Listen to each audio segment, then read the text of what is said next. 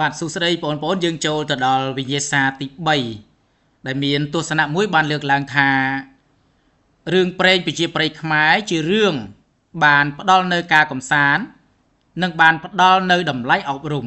អញ្ចឹងក៏ឲ្យយើងបកស្រាយដោយលើកឧទាហរណ៍មកបញ្ជាក់ថាតើរឿងប្រជាប្រិយបានផ្ដល់ការកំសាន្តដូចម្ដេចហើយនឹងផ្ដល់តម្លៃអប់រំយ៉ាងដូចម្ដេចដែរអញ្ចឹងយើងស្គាល់ហើយថារឿងប្រជាប្រិយឬក៏រឿងព្រេងខ្មែរនេះมันមានការបរិច្ឆេទมันមានការបង្ហាញអំពីឈ្មោះនិពន្ធសម័យកាលច្បាស់លាស់ទេគ្រាន់តែជាការនិទានតគ្នាពីមាត់មួយទៅមាត់មួយពីភូមិមួយទៅភូមិមួយបន្តគ្នាតែប៉ុណ្ណោះទេប៉ុន្តែរឿងរ៉ាវទាំងអស់នោះគឺវាបានស្ថិតនៅក្នុងប្រទេសកម្ពុជាហ្នឹងហើយប៉ុន្តែគ្រាន់តែជាប្រភេទស្នាដៃអនាមិកអញ្ចឹងយើងទៅសិក្សាទាំងអស់គ្នាថាតើរឿងព្រេងប្រជាប្រិយខ្មែរនឹងបានផ្ដល់ការកំសាន្តយ៉ាងដូចម្ដេចនិងផ្ដល់តម្លៃអប់រំបែបណាអញ្ចឹងនៅក្នុងនេះគឺយើងឃើញហើយថាបព្វបរោះខ្មែរយើងនៅក្នុងលំនាំបញ្ហានេះលោកមានបទពិសោធន៍ក្នុងការរស់នៅអញ្ចឹងបទពិសោធន៍ទាំងនោះនឹងបានធ្វើឲ្យលោកនឹងបង្កើតបានស្នាដៃដើម្បីឲ្យមនុស្សចំនួនក្រោយនឹងបានអានកែការកំសាន្តការអបសុកនិងផ្ដល់ការទូមានព្រាបដៅឲ្យដើរនៅក្នុងផ្លូវល្អហើយស្នាដៃទាំងនោះហ្នឹងគឺមានវិជាកំណាព្យវិជាសុភាសិតវិជាទេវកថាវិជាព្រេងកថាវិជានិទានកថាវិជាដំណាលកថាវិជាព្រៃជាដើមប៉ុន្តែឃ្លាទាំងអស់ហ្នឹងគឺអត់មាននិពន្ធនឹងការបរិច្ឆេទច្បាស់លាស់ទេបានន័យថាមានអ្នកសរសេរប៉ុន្តែគ្រាន់តែវិជាប្រភេទអនាមិកទេអញ្ចឹងយើងមើលលើចំណុចបញ្ហាអត់មានន័យត្រូវចោទទេគឺយើងចម្លងចូលមកវិញមកហើយយើងនឹងបង្កើតចំណោទបញ្ហាបែបពន្យល់ចឹងទៅបាទអញ្ចឹងយើងមើលទៅលើនៅក្នុងបញ្យលពាក្យកលឹះអញ្ចឹងបញ្យលពាក្យកលឹះយើងគឺយើងយកពាក្យប្រជាប្រិយហើយការកំសាន្តនិងតម្លៃអប់រំយកមកធ្វើជាគីបាទជាកលឹះហើយយើងបានដឹងហើយថារឿងប្រជាប្រិយគឺវាមានស្ថិរភាពរហូតមកដល់បច្ចុប្បន្ននេះគឺជាការនិទានតគ្នាទេដែលពុំមាននិពន្ធនិងការបរិច្ឆេទច្បាស់លាស់ដែល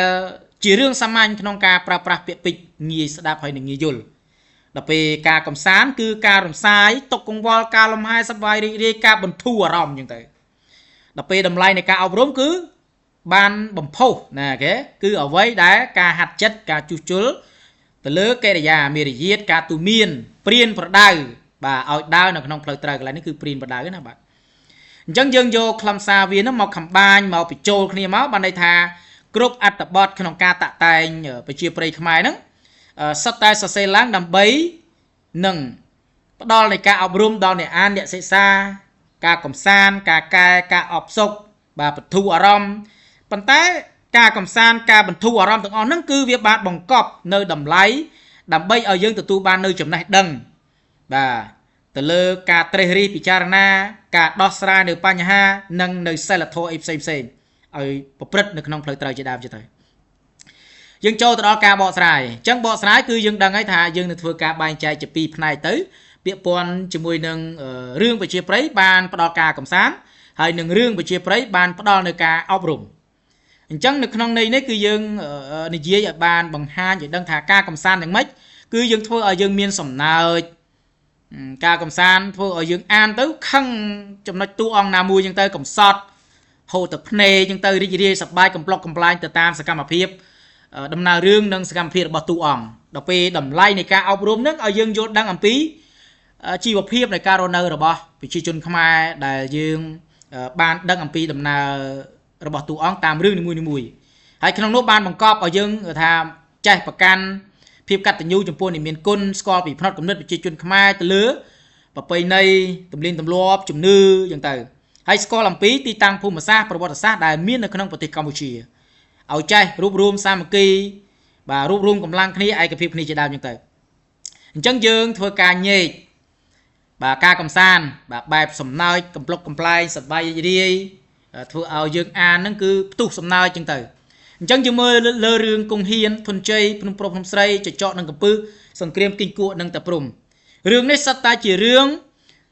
ពេលដែលយើងអានទៅធ្វើឲ្យយើងផ្ទុះសំណើចប៉ុន្តែនៅក្នុងរឿងនោះក៏បានបង្កប់តម្លៃអប់រំដែរប៉ុន្តែយើងយកតែផ្នែកផ្ទុះសំណើចទេយើងមើលរឿងគង្ហៀន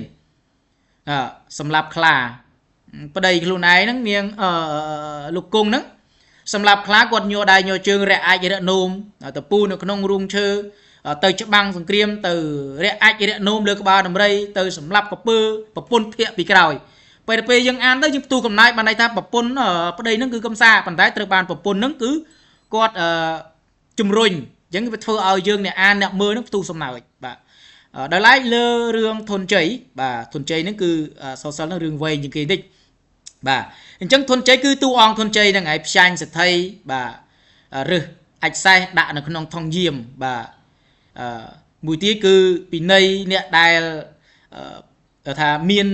គោឈ្មោលអញ្ចឹងមេគោគឺជាប្រពន្ធរបស់គាត់អាណាគោឈ្មោលគឺធ្វើបាបបាទចម្រិតធ្វើបាបអញ្ចឹងទៅអត់ទៅចាំចំការមានតែចាំចំការណាគឺគោស៊ីអាលឹកអស់បាទភ្លើងឆេះផ្ទះចាស់ផ្ទះប៉ុណ្ណាគេគឺផ្សេងផ្ទះសទ្ធិសទ្ធិស៊ូថាណាយកអីគេទ្រព្យសម្បត្តិអាណាស្រាលធនជ័យមានណាធនជ័យយករបស់ស្រាលមកអាណាអីស៊ូថាណាដុតធនជ័យយកចង្ក្រានមកគេបាទឃ្លាទាំងអស់នេះឯងដែលសបញ្ជាក់ពេលដែលយើងអានទៅយើងផ្ទុះសំណើចទៅល្ងងយ៉ាងនេះយើងធ្វើឲ្យយើងសើចហើយមួយទៀតគឺធនជ័យគាត់បានគូបាទគូកបោជាមុខនៅលើគូតរបស់គាត់បែរមុខទៅស្ដាច់បាទឌីស្ដាច់ស្រុកចិនណាបាទមើលមុខស្ដាច់ស្រុកចិនដូចមុខឆ្កែមើលស្ដាច់ស្រុកខ្មែរដូចខែពេញបរមីអញ្ចឹងទៅបាទគឺយើងឃើញស្ដាប់អានឮអញ្ចឹងទៅក៏ធ្វើឲ្យយើងផ្ទុះសំណើចបាទផ្ទុះសំណើចសប្បាយរីករាយអញ្ចឹងទៅបាទមួយទៀតនៅក្នុងរឿងភ្នំប្រុសភ្នំស្រីបង្ហាញអំពីប្រពៃណីចូលស្រីដណ្ដឹងប្រុសគេកែប្រែប្រពៃណីស្រីបបួលប្រុសលើកពូនភ្នំបាទហើយបរោះដឹងស្រីរហូតដល់សប្តាហ៍ថ្ងៃហើយយើងដឹងហើយថាក៏មនុស្សប្រុសក៏ល្ងងដែរអញ្ចឹងគេធ្វើឲ្យយើងមានកំផឹងមានការកំសាន្តនឹងផងដែរប្រកបលាយឡំនៅក្នុងហ្នឹងដល់ពេលរឿងចចកនឹងកំពើហ្នឹងបបួលសัตว์ធំតបាច់ទឹកបាទប៉ុន្តែមានតបាច់ទឹកអីបានមកតែត្រូវបានទុនសាយនឹងអានសេចក្តីសម្បត្តិនឹងពីប្រអិនមកកាច់ក្បាលតចកដកភ្លុកដំរីសាអីហ្នឹងសើចទិលអញ្ចឹងទៅមួយទៀតសង្គ្រាមគីងគក់នឹងតព្រំយើងសម័យមើលវាធ្វើឲ្យយើងសើចទៅមិនដែលពូត្រីពូសัตว์មេឈើបាក់សាបាសីមរគីស្អីហ៊ានអីទៅដល់ឋានតព្រំហ្នឹងតើទៅដល់វិធីណាប៉ុន្តែនៅក្នុងនេះវាធ្វើឲ្យយើងផ្ទុះសំណើចអញ្ចឹងណាបងប្អូនទាំងអស់គ្នាបាទសិក្សានិស្សិតអញ្ចឹងយើងមើលទៅលើតម្លៃអប់រំអញ្ចឹងយករឿងដល់ដែរអំបញ្ញមិញហ្នឹងយើងយកមកញែកអំពីការកែកំសាន្តហើយនឹងតម្លៃនៃការអប់រំយើងមើលរឿងគង្ហៀនដល់ដែរអប់រំយ៉ាងម៉េចឲ្យរួបរวมកម្លាំងធ្លុងគ្នាប្តីប្រពន្ធចេះជួយគ្នាគឺពេលដែលមានអបស័កយ៉ាងម៉េចដោយពាក្យសំណាបយោងដីស្រីយោងបរោះឬក៏សំណាបយោងដីស្រីយោងប្រុសជាដើមកុំឲ្យមានការអួតក្អេងក្អាងលើសពីសមត្ថភាពរបស់ខ្លួនហើយនឹងហួសនៅអ្វីដែលជាការពិតត្រូវតែពិចារណាមុននឹងជឿលើការប្រព្រឹត្តរបស់នរណាម្នាក់បាទខ្លីៗទេយើងមើលទៅលើរឿងទុនជ័យបានបង្កប់នៅតម្លៃអប់រំយ៉ាងម៉េចគឺបណ្ដោះឲ្យយើងអ្នកអានហ្នឹងគឺដើម្បីដោះស្រាយនៅបញ្ហាផ្សេងគឺយើងត្រូវតែមានតម្លៃវិជ្ជាយើងដោះស្រាយដោយភាពយុត្តិធម៌ស្អប់ខ្ពើមអំពើការជិះជាន់ស្រឡាញ់ប្រជាជនហើយមានស្មារតីអង្អាចតស៊ូព្យាយាមដើម្បីយុត្តិធម៌និងសិទ្ធិសេរីភាពរបស់ប្រជាជនកុំមើលងាយមនុស្សគឺឲ្យចេះក្រែងចិត្តគេគេថាម៉េចចេះឯងឲ្យក្រែងចេះគេបាទមួយទៀតកុំជឿលើអបិយជំនឿដោយការទុះទាយរបស់ហោរាជាដើមនៅត្រង់ចំណុចម្ដាយឪពុករបស់ធនជ័យបាទយកសពឃើញដងបេះតផ្លាយយកសពឃើញខែពេញបរមីដល់ពេលយកទៅទុះទាយចំហោជាប្តីអត់នៅប្រពន្ធទុះទាយឲ្យត្រូវបានខ្លាចទៅជាអ្នកធំបាយជាទាយថាទៅជាអ្នកបាវបំរើរបស់គេអញ្ចឹងទៅអញ្ចឹងឲ្យយើងមានការត្រេះរិះពិចារណាបាទដល់ពេលរឿងភ្នំប្រុសភ្នំស្រីនេះគឺអប់រំយើងឲ្យចេះដោះស្រាយបញ្ហាឲ្យចេះសាមគ្គីរស់បែកបាក់សាមគ្គីចេះស្រុះស្រួលគ្នាកន្លែងនេះគឺស្រុះស្រួលគ្នាឲ្យតម្លៃទៅលើស្ត្រីយើងបង្ហាញអំពីទីតាំងភូមិសាស្ត្រដែលបានកើតឡើងនៅខេត្តកំពង់ចាម